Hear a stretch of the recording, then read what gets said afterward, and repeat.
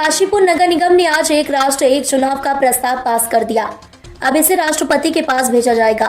नगर निगम सभागार में एक राष्ट्र एक चुनाव का प्रस्ताव पास करते हुए मेयर दीपक बाली ने कहा कि यह भारत के लोकतांत्रिक भविष्य की ओर एक महत्वपूर्ण कदम है। एक राष्ट्र एक चुनाव भारत में चुनावी प्रक्रिया को और अधिक प्रभावी, पारदर्शी और सुचारू बनाने की दिशा में एक क्रांतिकारी पहल है।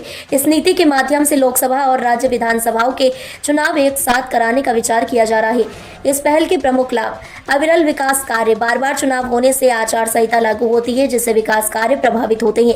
एक साथ चुनाव से सरकारें निर्बाध रूप से विकास योजनाओं को लागू कर सकेंगी।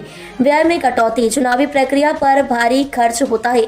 बार बार चुनाव कराने से धन और संसाधनों की अत्यधिक खपत होती है। एक राष्ट्र एक चुनाव से इन खर्चों में भारी कमी आएगी। प्रशासनिक दक्षता। बार बार चुनाव कराने से सरकारी मशीनरी, सुरक्षा बल और शिक्षकों को चुनावी प्रक्रिया में व्यस्त रहना पड़ता है, जिससे प्रशासनिक कार्य प्रभावित होते हैं। एक साथ चुनाव होने से प्रशासनिक दक्षता बढ़ेगी। मतदाताओं की भागीदारी में वृद्धि।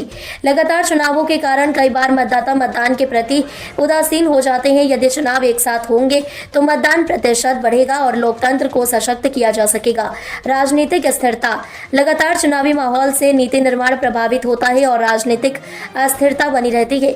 एक साथ चुनाव कराने से सरकारों को पूरा समय नीति निर्माण और क्रियान्वयन पर ध्यान केंद्रित करने का अवसर मिलेगा।